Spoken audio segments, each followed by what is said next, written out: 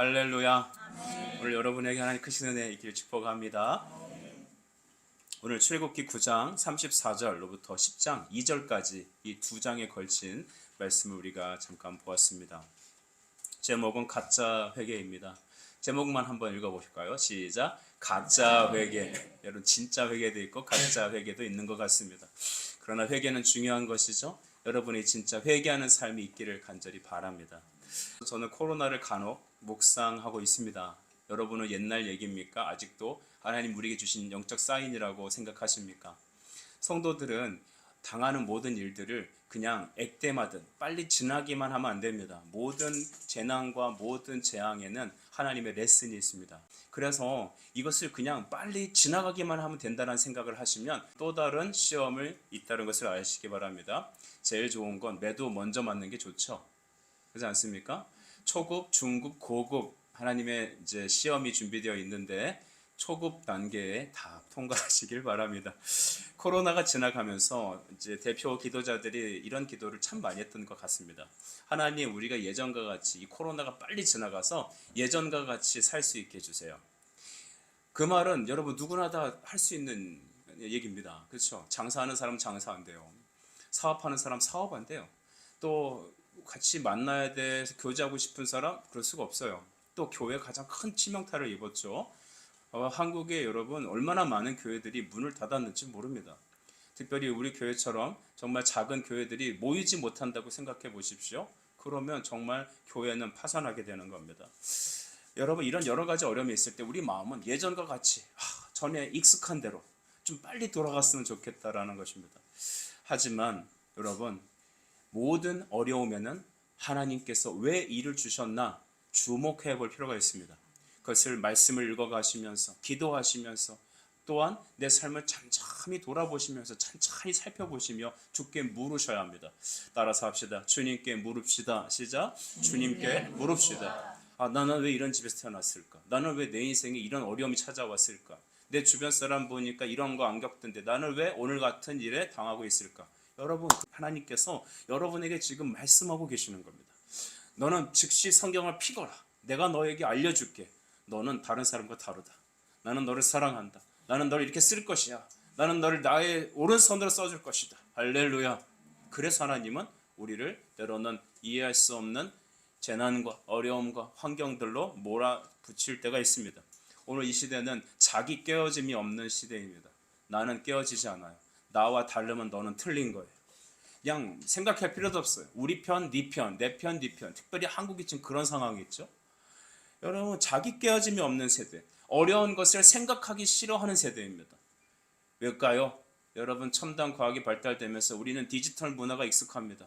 그냥 보고 빨리 결정 짓는 게 좋지 그걸 갖고 생각하고 곱씹고 이런 거 정말 싫어하는 겁니다. 그래서 우리는 인터넷도 느려지면 이제 그거 안 사죠. 0.5초 상태로 그냥 총알 배송이 돼야 되고, 그러니까 버튼 누르면 먹거리가 저기 대문 앞에 와 있고, 누르면 모든 게 다 역사하는 이 시대에 생각한다, 고민한다, 이거 너무나 말이 안 되는 것입니다. 그러나 크리스천은 생각하는 사람들입니다. 여러분 너무 디지털에 빠져 살지 마세요. 때로는 아날로그하게 사십시오.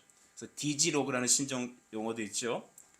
죽으라는 소리가 아니라 디지털과 아날로그가 믹스된 새로운 용어 아니겠습니까? 자, 싫어하는 것, 인내심이 없는 조급한 인생, 바로 바로가 지배하는 세상입니다. 여러분 우박 재앙은 왜 내렸을까요? 오늘 본문이 있는 그 재앙은 제 7번째 우박이 떨어지는 것이었습니다. 단순히 우박 덩어리가 떨어지는 존재가 아니죠. 우박이 예를 들어서 이런 주먹만한 우박이 떨어진다고 생각해 볼까요? 그 맞으면 어떻게 되겠습니까? 제대로 맞으면 그냥 바로 죽는 거 아니겠어요? 그러니까 이런 우박이 떨어지는 것뿐만 아니라 불덩어리가 섞여서 떨어졌다고 합니다. 이게 보통 심각한 게 아닙니다. 우박을 받던 그 사람들은 왜 일이 일어나는지에 대해서 생각해 보아야 됐습니다. 그런데 악인은 그것이 그냥 빨리 지나가기만 했으면 좋겠는 거예요. 이 코로나가 빨리 지나면 되는 거예요. 그럼 나는 다시 예전으로 돌아가서 나의 익숙한 삶을 사는 겁니다. 성도 여러분, 여러분 익숙하게 살지 마세요. 여러분 패턴대로 살지 마세요. 알아야 될 것은 내가 하나님 앞에 죄인임을 여러분 믿습니까? 그 시인하십니까? 내 안에서 나오는 게 선한 것이 없습니다. 저 사람은 참 착해, 저 사람 참 선해. 여러분, 그런 존재는 없어요. 그러니까 그 죄의 가중치가 있을 뿐이지. 그러니까 우리는 드러난 죄인이고 감추어진 죄인입니다.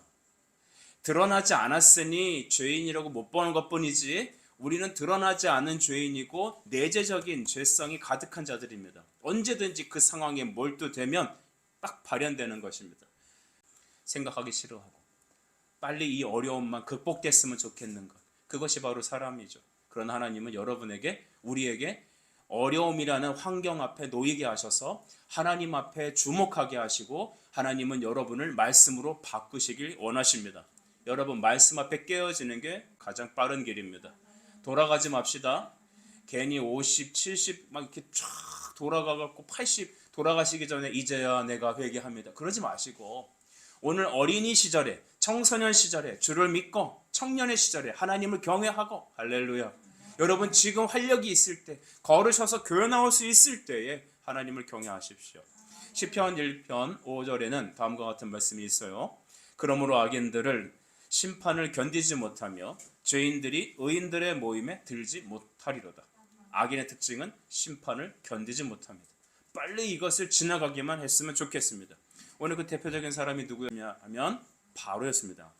9장 27절 우리 주목해 보시면, 바로가 사람을 보내어 모세와 아론을 불러 그들에게 이렇게 말했습니다. 이번엔 내가 범죄였습니다. 여호와는 의로우시고 나와 나의 백성은 악합니다. 나와 내 백성은 죄인입니다. 여호와만 선하십니다. 제발 이 우박에서 나를 건져주세요. 당시 우박이 얼마나 심했냐면 모든 들에 있는, 모든 애굽 지역에 있는 그 나무를 다 때린 거예요. 나무가 남아나는 게 없었습니다. 밭에 있던 모든 곡식들 다 쳐서 먹을 수 없게 해버렸습니다.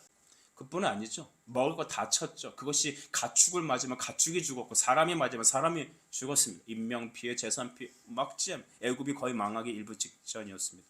그러니까 그때서야 이런 고난이 당하니까, 재앙이 오니까 나 죽겠다 하고 모세와 아론을 부른 겁니다. 빨리 부른 겁니다. 내가 잘못했어. 나는 죄인이야. 그래, 내가 잘못했다. 내가 죄인이다. 그러니 내 백성들도 악하고 죄인이다. 하나님만 선하시다. 그러니까 빨리 나를 좀 살려다오. 여러분, 이게 바로 악인의 패턴 아니겠습니까? 지금 내 어려움만 극복되면 끝이에요. 지금의 환난만 지나면 끝이라니까요. 그러니까 취업하기 전에 취업이 안 돼갖고 생전 교회 안 나오던 청년이 새벽 기도를 나왔어요. 그때마다 목사는 마음이 심란해집니다. 쟤는 왜 나왔을까? 주일 성수나 제대로 하지. 주일 예배 안 나오고 새벽 기도를 계속 나와요. 물어봤습니다. 왜 그랬습니까? 목사님, 제가 취직을 해야 되는데 취직이 안 돼갖고 하나님께 기도하고 있어요.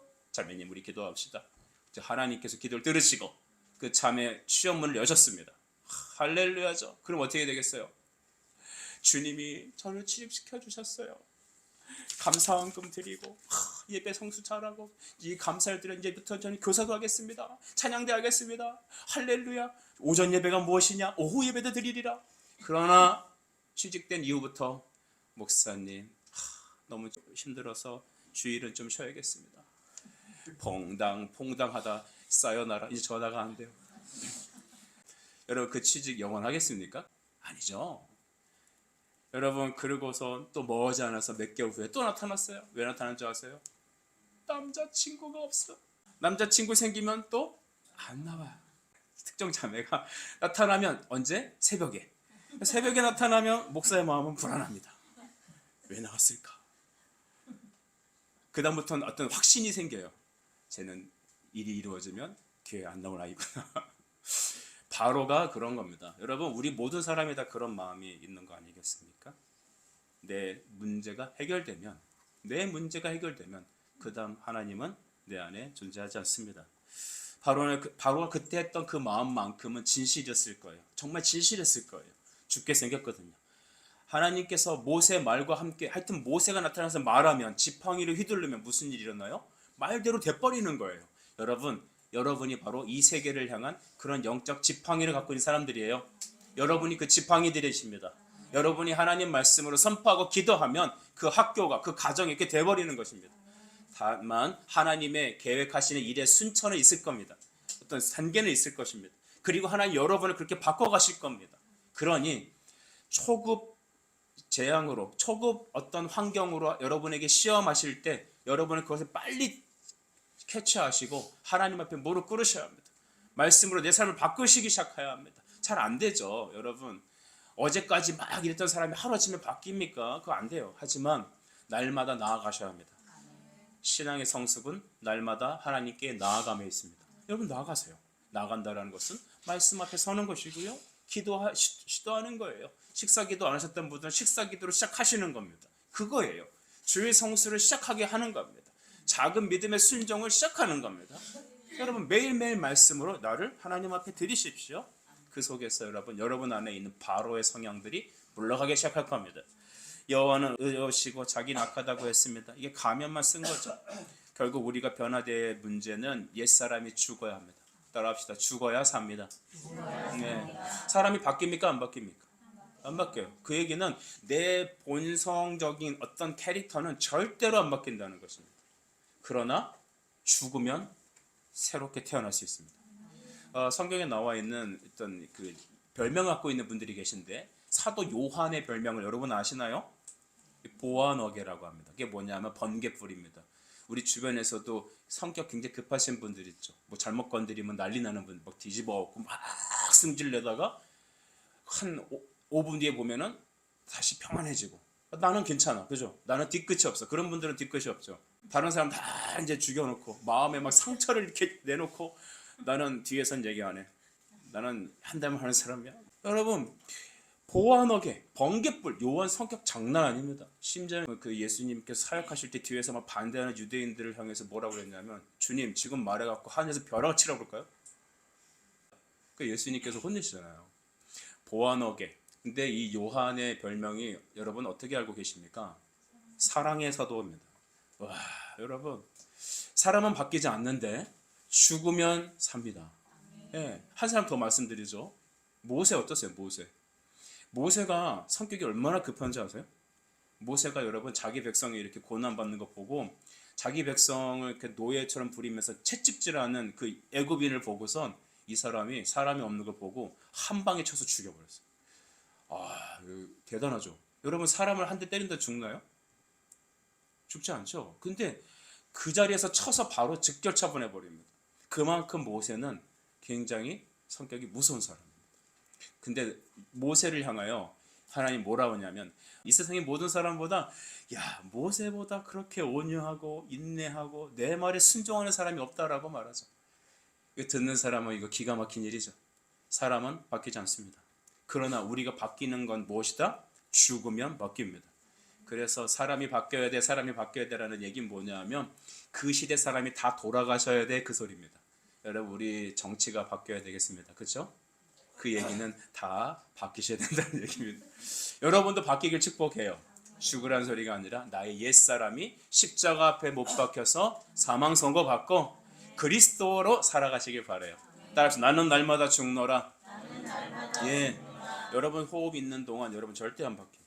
대신 여러분 하나님 앞에, 그래서 고린도전서 15장 31절 말씀처럼 바울이 했던 거예요. 나는 하나님 앞에 서는 그때까지 날마다 하나님 말씀으로 날 쳐서 죽이겠다라는 것이죠. 하나님 말씀으로 제압을 당하고 은혜로 여러분 커팅 당하시고 보혈로 적신받고 그럴 때 우리가 하나님의 사람으로 오늘 살아갈 수 있는 것입니다.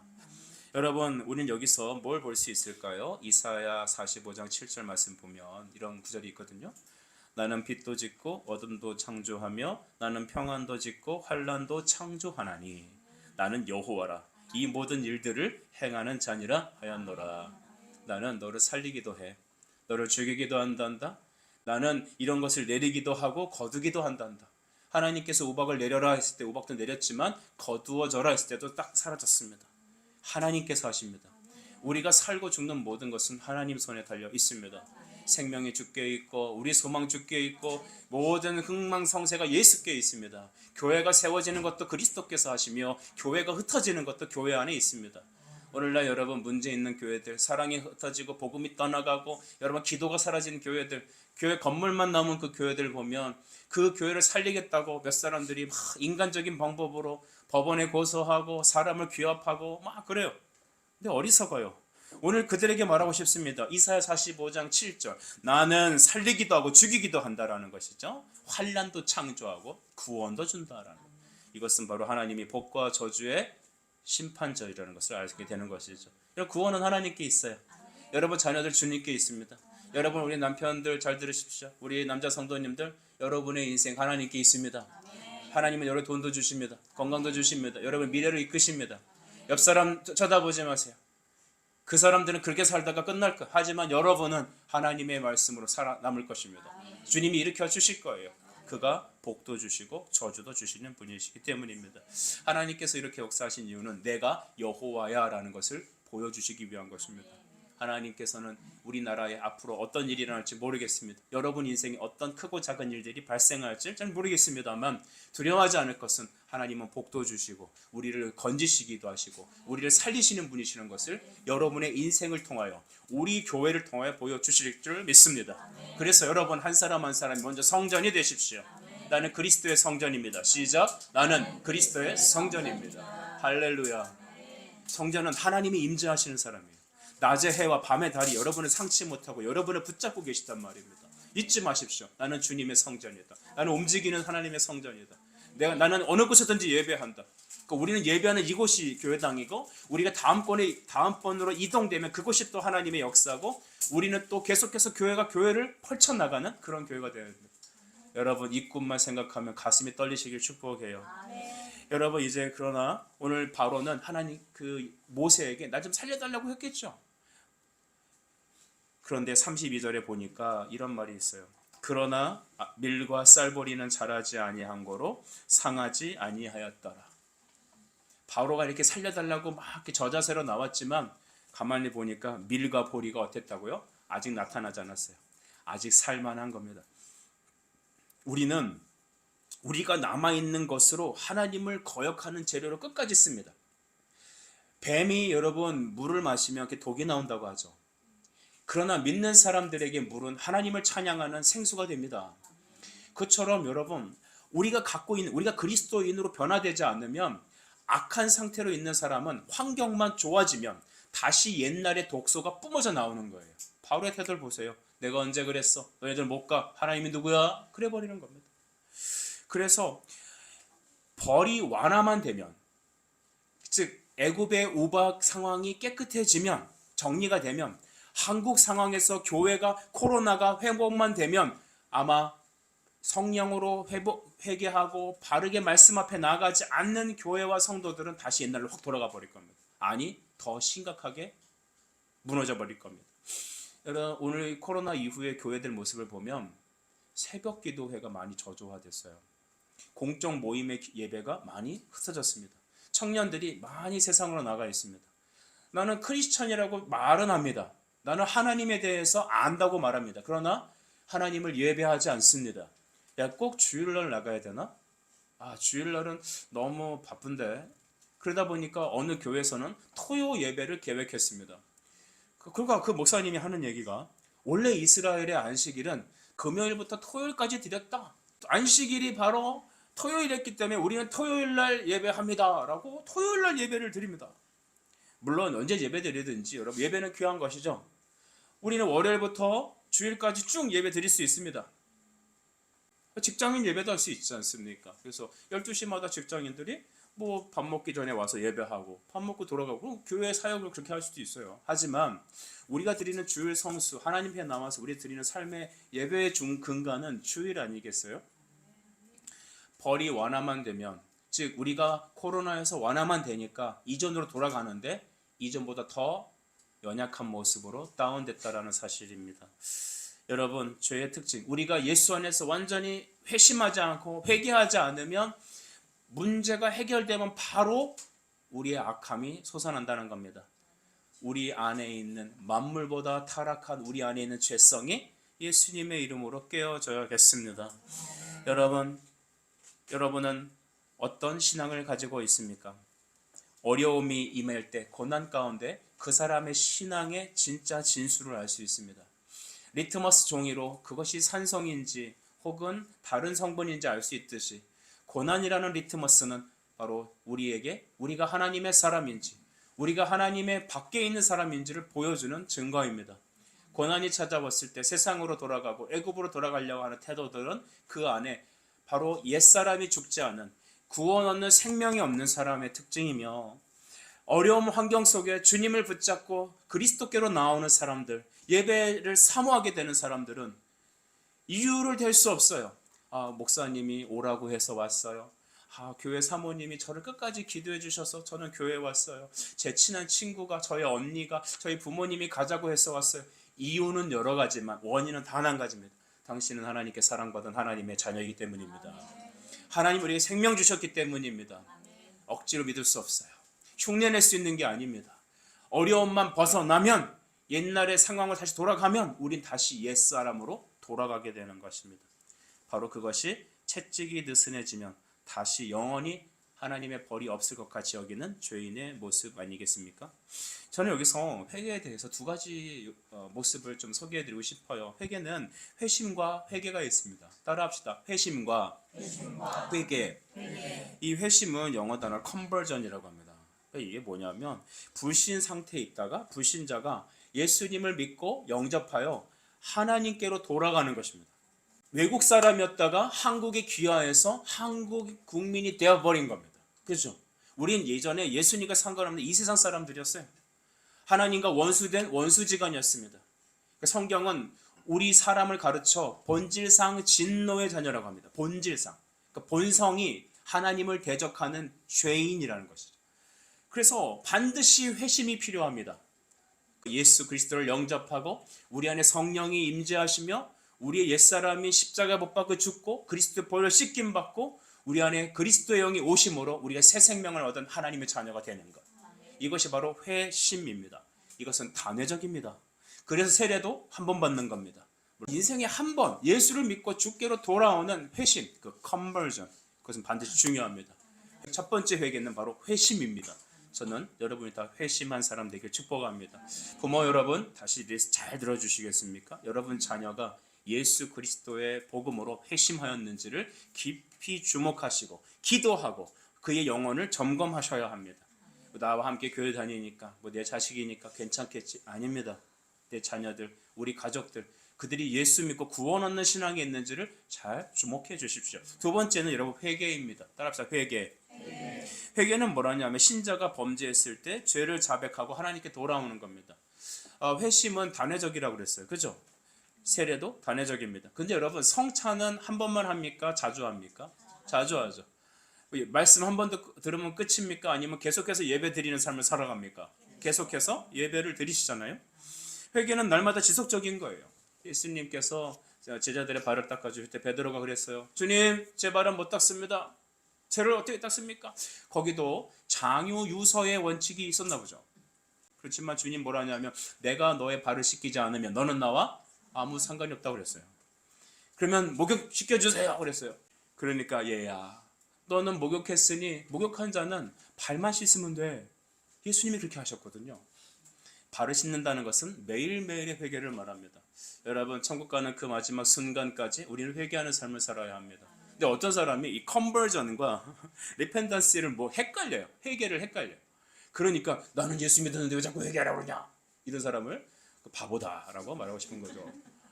여러분 회개는 매일 하는 거예요. 저도 회개해야 돼요. 근데 회개가 정죄하는 게 아니라 우리가 회개를 통하여 그리스도와 하나 되는 것입니다. 주님, 여러분 동맥경화 현상 일어나면 어떻게 돼요? 큰일 나죠. 핏줄이 막히면 어떻게 되냐고요. 큰일 난단 말이에요. 그때는 어떻게 해요? 응급수술로 뚫잖아요. 회개가 바로 그런 거란 말이에요. 하나님과 우리 사이에 죄덩어리가 혈관살이 빵 막혀서 하나님의 은혜가 내려오지도 않고 사탄이 막 역사하고 이게 똥인지 뭔지도 모르고 헷갈리는 그때에 하나님의 은혜의 말씀이 통과되면서 회개가 그 혈관을 뚫어버리는 겁니다. 그럴 때 시온의 영광이 임하고 하나님 앞에 기쁨이 넘치고 예수님의 이름으로 다시 열매 맺어지고, 할렐루야. 여러분 그런 인생 사시길 바라요. 매일 우리 교회는 회개하는 교회 되길 바랍니다. 여러분 바로의 회개는 거짓 회개였습니다. 자기가 어려움이 있으니까 그냥 살려주세요, 입대만 모면하면 좋습니다 라고 했던 것입니다.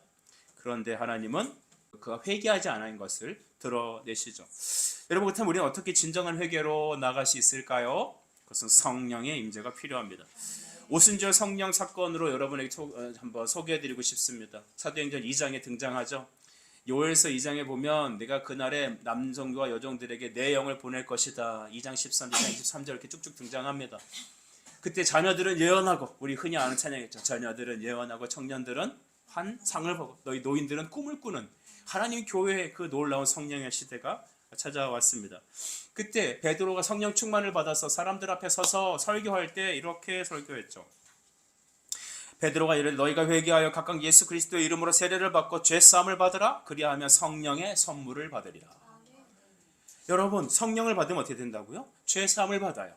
바로 이 컨버전, 회심의 역사가 일어난단 말입니다. 그리고 나서 우리가 성령의 선물을 받으면서 그때 베드로의 설교를 통하여 남자만 3,000명이 되는 사람들이 회심하고 주께로 돌아오는 역사가 일어납니다.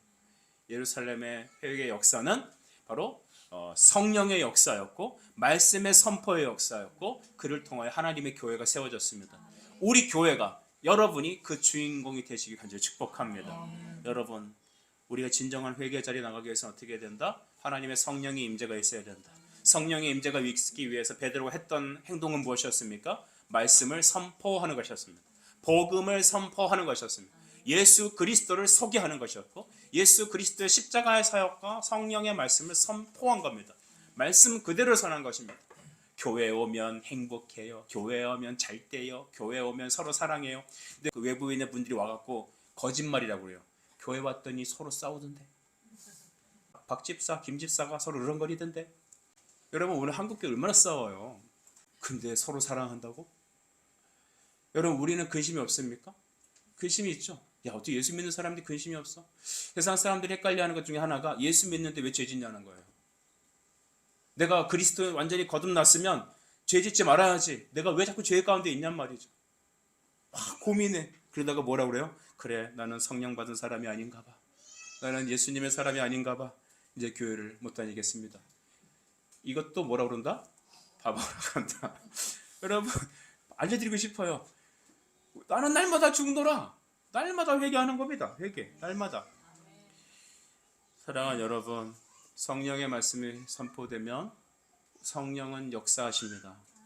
우리는 죄사함 받은 죄인이며 날마다 하나님 앞에 가는 그 마지막 순간까지 주께 회개하는 그런 사람들입니다. 왜냐? 회심한 사람이기 때문에 회개가 일어나는 겁니다. 내가 뭐 잘못한 거 했는데 나만큼 살아보라 그래. 나는 그 어려웠던 60년 시절에 이 지역에서 대학을 세우고 기업을 세우고 내가 이만큼 자식들을 위해서 헌신했고. 훌륭하신 거예요. 진짜 훌륭하신 거예요. 그런데 여러분, 그것이 과연 하나님 앞에 내세울 수 있는 이가 아무것도 없다. 우리는 회심하게 되면, 예수 그리스도가 우리 안에 임재하게 되면 우리의 죄가 더 드러나는 것입니다. 그러니까 은혜 받으면 받을수록 내 모습이 더 분명하게 보이는 것입니다.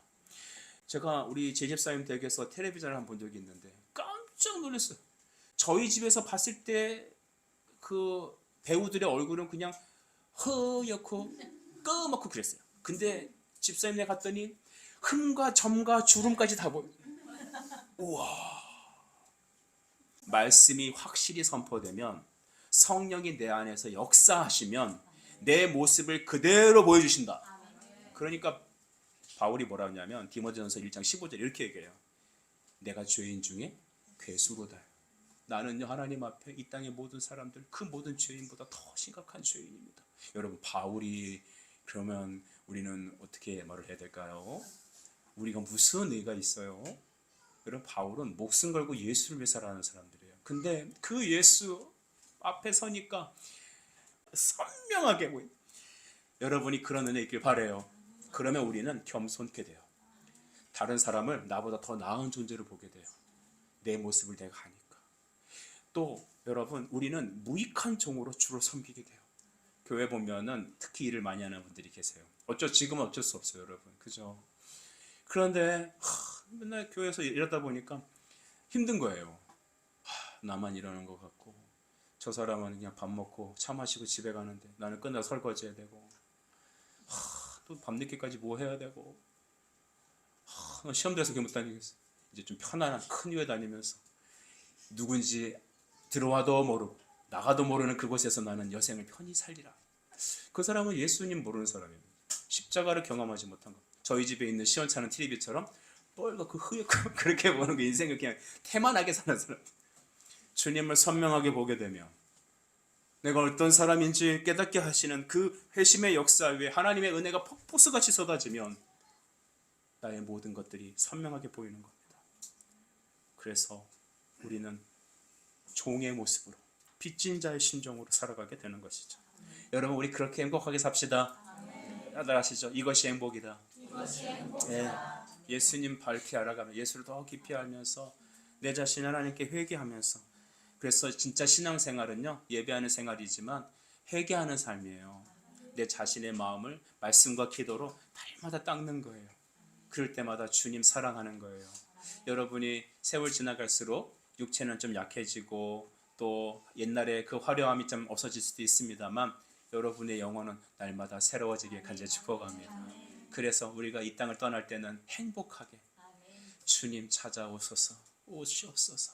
주님 나를 만나 주시니 나 행복합니다. 자손들을 복음으로 말씀으로 축복하고 그 모습을 바라보고 어린이들과 청소년들, 청년들과 우리 모든 성도들은 그 달려갈 길을 향해 같이 달려가는 그런 우리가 되시길 간절히 바랍니다. 여러분, 요한일서 1장 9절과 10절 말씀 제가 읽어드릴게요. 만일 우리가 우리 죄를 자백하면 그는 미쁘시고 의로우사 우리 죄를 사하시며 우리를 모든 불의에서 깨끗하게 하실 것이요. 10절은 이렇게 말합니다. 우리가 만일 범죄하지 않았다 하면 하나님을 거짓말 안 한 이로 만드는 것이니 또한 그의 말씀이 우리 속에 있지 아니하니라 했습니다. 하나님 말씀이 우리 안에 있으면, 예수님 우리 안에 있으면 우리는 회개할 자로 드러나고 날마다 그에게 믿음으로 회개하고 주님의 임재를 사모합니다. 그러면 하나님은 미쁘시고 의로우사, 미쁘다는 말은 이쁘다란 말이 아닙니다. faithful이에요. 신실하시네요. 언제나 우리의 기도를 들으시는. 사람은 참 변덕이 죽을 듯 하잖아요. 어제까지 친구였다가 조금만 마음이 틀어지면 안 보고 싶어요. 그렇죠? 하지만 주님은 여러분이 그러할지라도 여러분을 붙잡으시는 분이십니다. 로마식 인사 여러분 아세요? 우리 악수할 때 이렇게 하잖아요. 안녕하세요 이렇게 인사하잖아요. 그렇죠? 로마식 인사는 팔목을 잡는다고 합니다. 하나님은 미쁘시면 그런 것이죠. 여러분이 손을 놓친다 하더라도 주님은 여러분을 붙잡고 있는 것입니다. 이게 하나님의 택한 백성입니다. 그러니까 좀만 더 얘기하면은 우리 그 각 교회마다 성경을 보는 관점이 다르다 보니 감리교 다르고 성결교 다르고 우순절 다르고 저희 이제 장로교지 않습니까? 장로교가 달라요. 장로교는 뭘 믿냐면 하나님이 우리를 선택하셨다는 걸 믿는 거예요. 그러니까 우리 구원은 하나님이 붙잡으셔서 여기까지 인도함 받은 거죠. 그러니까 에베네셀의 하나님, 지금까지 인도하신 하나님이 앞으로도 인도하실 걸 믿는 거예요. 왜냐? 구원은 하나님이 주시는 선물이기 때문에. 나의 노력의 택함, 나의 노력의 지분이 아니라 하나님이 나를 주권적으로 붙잡으셔서 우리가 죄 가운데로 나가도 하나님이 말 안 들으면 환경으로 흔들어 버린단 말이에요. 그죠? 그리고 말씀으로 또 듣게 하세요. 그러니까 힘들어갖고 밖에서 막 이렇게 저렇게 얻어 터졌다가 교회 와갖고 주의 말씀이 들려. 그때 여러분 하나님 말씀 들릴 때는요 내 마음이 상했을 때입니다. 완전 박살났을 때. 그러니까 제일 은혜 받는 사람은 망한 사람이에요. 잘 나가면 은혜가 약해져요. 주님이 하셨어요. 근데 진짜 눈물 흘리면서 말씀 듣는 사람은 인생이 망가진 사람. 사업이 망한 사람. 여러분의 사업이 망하고 망가지고 그거 기대하지는 않습니다. 여러분 잘 되시길 바라요. 하지만 내 마음이 가난한 심령이 되어야 돼요. 그때 주님 앞에 진정한 찬양과 경배와 예배가 시작되는 겁니다. 여러분이 지금 진정한 예배가 드려지지 않는다는 건 여러분이 아직 살아있다는 거예요. 예수님 만나세요. 하나님 만나게 사모하세요. 여러분 마음이 가난해지길 바라요. 그럴 때 말씀이 들리는 거예요. 등 따뜻하고 배부르면 하나님 말씀 제대로 안 들려요. 하나님께서는 미쁘시고 의로우사 우리가 우리 죄를 고백하면 그는 언제든지 신실하신 그분이 우리 죄를 용서하신다 약속하셨습니다. 새끼손가락 딱 걸고 여러분과 도장 찍으셨습니다. 언제든지 내게 와. 내게 회개하거라. 나는 너를 용서할 것이다. 고칠 것이다. 히브리서 1장 3절에 그는 높은 곳에 계신 지극히 크신 우편 보좌에 앉아 계시며 우리의 죄를 정결하게 하시고 우리를 말씀으로 붙잡고 계십니다. 여러분 믿으십니까? 하나님이 우리를 그렇게 하시니 누가 우리 하나님과 우리 사이를 끊겠습니까? 여러분 이제 바울 한 번 더 보시죠. 1절 보면 여호와께서 모세에게 말씀하셨어요. 바로에게 들어가라. 내가 그의 마음과 그의 신하들의 마음을 어떻게 하리라? 완강하게 함은 나의 표징을 그들 중에 보이기 위함이다. 그들은 마음이 계속 완강할 것이다. 이 딱딱한 마음, 성경의 다른 표현은 이런 게 있습니다. 목이 곧은 백성, 그런 표현 써요, 여러분. 목이 곧은 건 어떤 특징이 있습니까? 그 왜 우리 잘 되면 어깨에 뽕 들어가죠. 그래서 배 이만큼 내밀면서 이렇게 나타나갖고 어깨에 뽕 들어간 사람. 그게 완악한 목이 곧다라는 게 교만하다 그런 표현도 있겠지만 하나님 말씀이 들어가지 않는 겁니다. 우리가 하나님 말씀을 먹는다고 하죠. 맞죠? 말씀을 받아 먹습니다 라는 표현을 써요. 그래서 말씀이 나에게 듣는다는 표현도 있지만 떨어집니다 라는 표현이 맞아요. 그러니까 이게 떨어지는 거예요. 그래서 마음밭에 들어가는 건데 이 목이 곧으면 어떻게 돼요? 안 들어가죠. 그러니까 세상 사람들이 잘 나가는 사람들이 하나님 말씀을 들어도 튕겨져 나가는 사람 있잖아요. 여러분이 다니다 보면 도로공사 같은 거 하면 드릴로 막 뚫지 않아요? 막 드드드드 하면서 그 소리를 들으면서 주의 깊게 경청하고 묵상하고 그러지 않죠. 노이즈는 그냥 흘려보내는 거예요. 하나님 말씀이 노이즈로 들리는 사람들이 있습니다. 드드드드 듣기 싫으네. 그냥 막아버려요. 그건 뭐냐? 목이 곧은 백성이라 그래요. 마음밭이 돌짝밭과 같이 딱딱한 사람들. 근데 하나님은 그 마음을 깨트리십니다. 어떻게 해요? 그의 인생의 환경을 통하여. 하나님은 또 말씀의 선포를 통하여 성령으로 그 마음을 깨뜨리시고 옥토로 갈아버리시는 거예요. 주님, 내 마음을 기경해 주십시오. 하나님이 바로에게 이와 같이 그의 모든 신하들까지 마음이 강팍하게 내버려 두신 거예요. 따라합시다. 내버려 두셨습니다. 예, 내버려 두신 이유는 무엇이냐면 그들에게 하나님이 어떤 분이신지를 나타내게 하시기 위한 것이었습니다. 바로의 완악함, 그것은 하나님의 또 다른 재앙을 준비하신 겁니다. 다음 스텝으로 넘어가시기 위해서 그의 마음을 내버려 둔 것입니다. 칼빈은 이 부분을 어떻게 해석하냐면 그 바로의 마음은 부싯돌과 쇳덩이와 같았다라고요. 여러분 그 부싯돌에다가 이렇게 쇳덩어리 쫙 긁으면 어떻게 돼요? 불꽃이 막 푸식 붙죠? 부싯깃 같아요. 부싯깃. 그 강팍한 마음은 부싯깃 같다고요. 이게 돌에다 촥 그으면 불꽃이 바바박 튀듯이 불이 확 붙듯이 그 마른 마음, 딱딱한 심령들은 부싯돌과 부싯깃 같았습니다. 다음에 하나님의 일하심을 위해서 그들은 태워질 것입니다. 여러분, 저는 여러분에게 부탁드립니다. 우리의 마음을 완악하게 하지 마십시오. 완악함의 이유는 심판의 이유였습니다. 완악함의 이유는 그에게 컨버전, 회심의 시작이 없었기 때문입니다. 히브리서 4장 7절 오늘 너희가 그의 음성을 듣거든 너희 마음을 완고하게 하지 말라 하였나니. 주님께서 여러분을 부르십니다. 내 사랑하는 딸아 아들들아 come home, come home. 나에게 오거라. 내가 너희를 쉬게 할 것이다. 내가 너희의 세상의 그 바로의 딱딱한 마음에서 너희를 갈아줄 것이다. 여러분 가족 중에 믿지 않는 가족들이 있습니까? 그들의 딱딱한 마음을, 완악한 마음을 하나님께서는 부드러운 마음으로 바꾸시기 원하십니다. 그렇게 하기 위해서 예수님께서는 요한복음 12장 31, 32절에 이 세상에 대한 심판이 이르렀으니 이 세상 임금 바로가 쫓겨나리라고 선언하셨습니다. 할렐루야. 바로는 쫓겨날 것입니다. 여러분을 통해서 예수 그리스도의 말씀을 통해서 우리의 전도를 통하여 그들에 있는 어둠의 바로는 쫓겨날 것입니다. 내가 땅에서 들리면 모든 사람을 내게로 이끌겠노라. 내가 땅에서 들리면 십자가에 못 박히게 되면 그 사건 이후로 너희 택한 모든 사람들을 나에게로 이끌 것이다. 주님, 오늘 우리가 가짜 회개하는 바로를 보았습니다. 어려움만 지나면 나는 다시 악해지는 그 모습.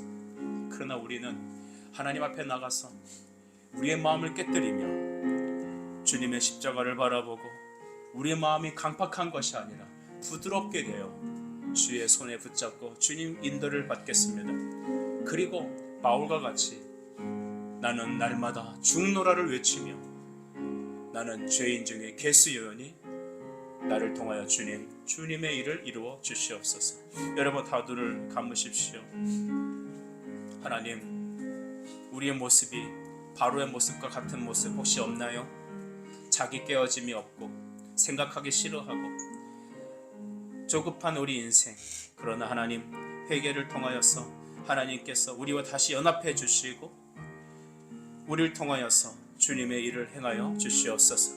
특별히 여러분 가족 중에 여러분이 이 시간 머리에 생각나고 있는 그 사람이 바로와 같이 딱딱한 마음을 갖고 있다면 주님 그에게 회심의 역사를 이루어 주시옵시고 오늘 우리 각 사람이 바로와 같은 마음이 아닌 부드러운 마음으로 그리스도께 인도함 받는 우리가 되게 해달라고 우리 통성으로 기도합시다.